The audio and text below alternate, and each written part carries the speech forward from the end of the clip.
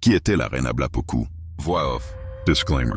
Cette vidéo est réalisée uniquement dans un but éducatif, culturel et informatif. Elle a pour objectif de partager des connaissances historiques et de rendre hommage aux personnalités comme la reine Ablapoku qui ont marqué notre histoire. Les images et extraits utilisés le sont dans le respect du droit de citation et sans aucune intention de nuire. Dans les profondeurs de l'histoire africaine, certains noms résonnent comme des symboles de courage, de sacrifice et de grandeur. Aujourd'hui, plongeons dans la légende de la reine Ablapoku, la mère fondatrice du peuple baoulé, une femme dont la bravoure a marqué à jamais l'Afrique de l'Ouest, ses origines et sa jeunesse. Ablapoku était issue de la dynastie Ashanti, au cœur de l'actuel Ghana. Princesse respectée, elle grandit dans un royaume puissant mais traversé par des rivalités internes. Dès son jeune âge, elle se distingue par son sens du leadership, son intelligence et sa proximité avec son peuple. Quand des conflits de succession éclatèrent, Ablapoku fit un choix décisif. Plutôt que de se soumettre à l'oppression et au sang versé dans son propre clan, elle préféra partir. Elle rassembla un groupe de dissidents, d'hommes, de femmes, de guerriers et de familles, et prit la tête d'un exode périlleux, les combats et la marche vers la liberté. Le voyage fut long et semé d'embûches. Ablapoku et ses fidèles affrontèrent des ennemis Ashanti, déterminés à les rattraper et à les écraser. Des territoires hostiles, où chaque rivière, chaque forêt, chaque colline devenait un champ de bataille. Des peuples voisins, qu'il fallut parfois combattre pour pouvoir avancer et trouver un espace vital.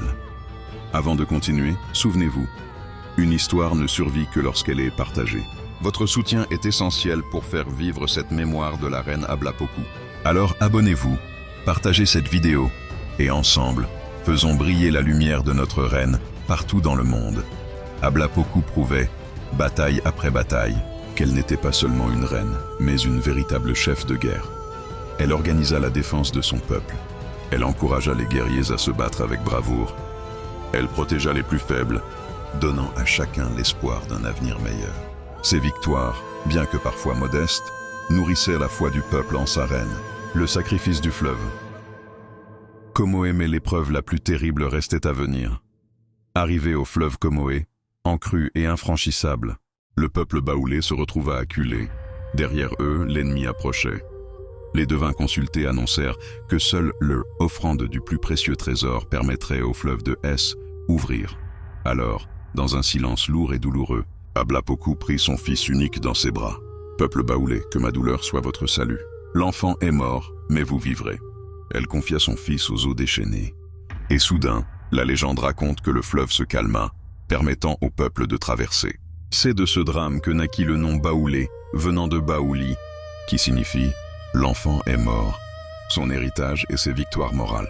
Après cette traversée, le peuple s'installa dans l'actuelle Côte d'Ivoire. Sous la conduite d'Ablapoku, ils bâtirent un nouveau royaume, solide, prospère et fier. Même si elle avait payé le prix le plus douloureux, Ablapoku avait accompli une victoire éclatante, la victoire de la survie face aux guerres et aux poursuites. La victoire de la liberté, en offrant à son peuple une nouvelle terre. La victoire de la mémoire, car son sacrifice demeure gravé dans l'histoire africaine. Sa disparition. La légende raconte que la reine vécut encore quelques années après l'installation des Baoulés dans leur nouvelle terre. Elle mourut entourée de son peuple, en laissant un héritage indélébile. Cependant, les traditions ne précisent pas son âge exact, les circonstances précises de sa mort, maladie, vieillesse ou événement particulier. Ce qui est sûr, c'est qu'après sa mort, son peuple la pleura comme une mère fondatrice et son souvenir se transforma en légende vivante. En conclusion, la reine Ablapoku n'a pas seulement fondé un peuple, elle a incarné l'amour absolu d'une mère et la force inébranlable d'un leader. Son histoire nous rappelle que les plus grandes victoires ne se mesurent pas seulement aux batailles gagnées, mais aux sacrifices consentis pour la liberté et la survie des générations futures. Aujourd'hui encore, en Côte d'Ivoire et au-delà, son nom brille comme une étoile éternelle dans le ciel de l'Afrique. Merci d'avoir voyagé avec nous à travers cette page d'histoire africaine. Si cette histoire vous a inspiré, abonnez-vous, laissez un commentaire et partagez cette vidéo pour faire vivre la mémoire des Ablapoku et de tous les héros de notre continent.